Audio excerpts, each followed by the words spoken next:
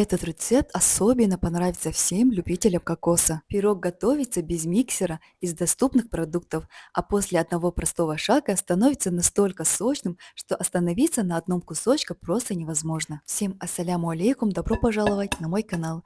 Давайте готовить вместе. В глубокую миску разбиваем одно яйцо. Добавляем 120 граммов сахара и хорошо перемешиваем венчиком до однородности.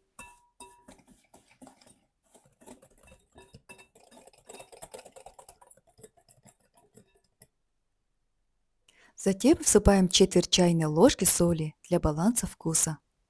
Вливаем 250 мл кефира комнатной температуры. Немного ванилина для аромата и вкуса. Теперь добавляю 1 чайную ложку соды и 3 столовые ложки растительного масла. Снова перемешиваем. Видите, сколько пузырьков появляется? Эта сода начинает взаимодействовать с кефиром, благодаря чему пирог получается особенно воздушным и мягким.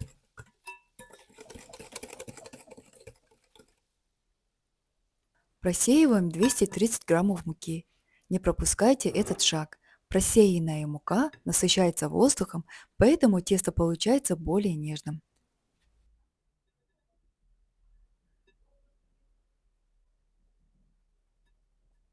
Перемешиваем до гладкого однородного теста без комочков.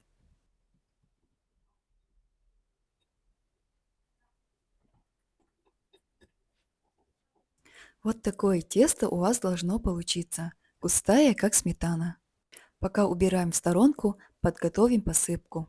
Для посыпки смешиваем 80 граммов кокосовой стружки с 50 граммами сахара. По желанию можно добавить чайную ложку ванильного сахара. Аромат станет еще насыщеннее.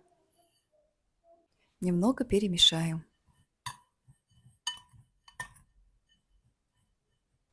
Пока убираем в сторонку, подготовим форму. Форма у меня размером 17 на 29,5 см. Смазываем растительным маслом. По желанию можно застелить ее пергаментом. Тогда пирог будет легче вынуть после выпечки. Выливаем тесто и равномерно распределяем его по форме.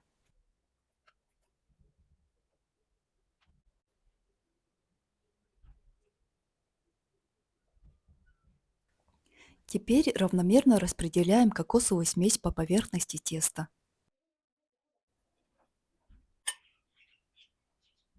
Отправляем пирог в разогретую до 180 градусов духовку примерно на 35 или 40 минут, но обязательно ориентируйтесь на особенности своей духовки.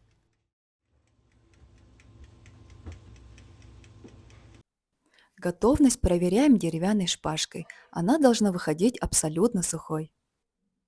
А теперь тот самый секрет невероятной нежности. Пока пирог еще горячий, делаем вот такие дырочки по всей поверхности пирога и равномерно поливаем его 200 мл молока.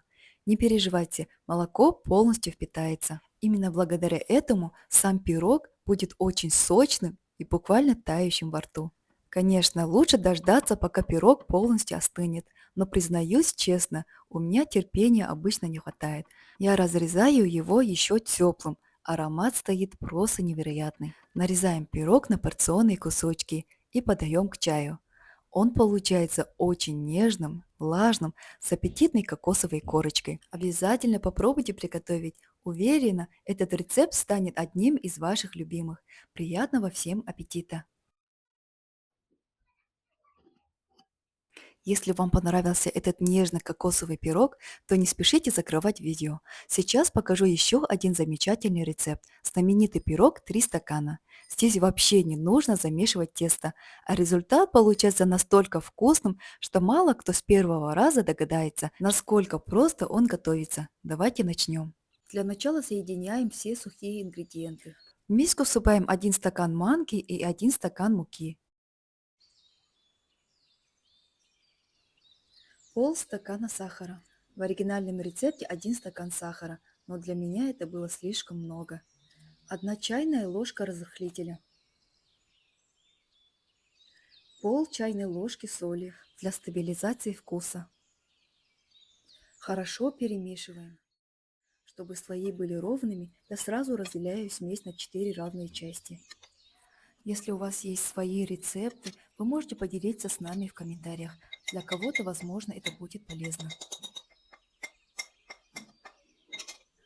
Распределили нашу смесь, теперь убираем в сторонку. Теперь берем яблоки и натираем на крупной терке. Яблок примерно 800 граммов. Для удобства перекладываем все в одну миску.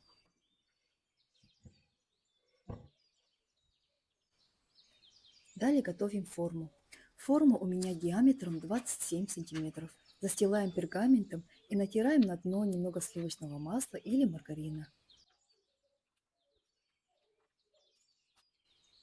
Сверху высыпаем первую часть сухой смеси.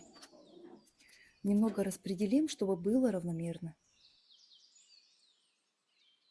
Затем выкладываем 1/3 яблок.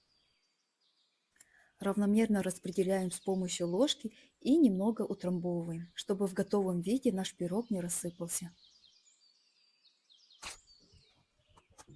По желанию немного посыпаем корицей.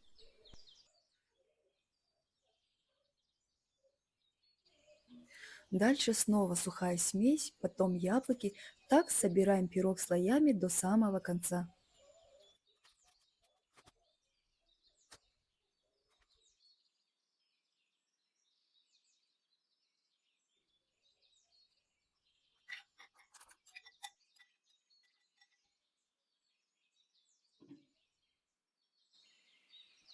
Делаем отверстие до дна с помощью ложки или палочки. Сверху натираем немного сливочного масла. В конце я забыла добавить корицу к яблокам, и поэтому посыпаю ее сверху. От этого вкус не изменится. Теперь заливаем стаканом молока.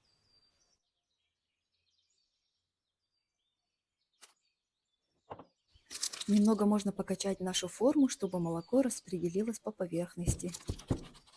Отправляем в разогретую духовку на 180 градусов на 40 или 45 минут. Прежде всего ориентируйтесь на свою духовку, ведь у всех она разная. Готовому пирогу даем полностью остыть. Так он стабилизируется и станет невероятно нежным. Нарезаем наш пирог и подаем к столу.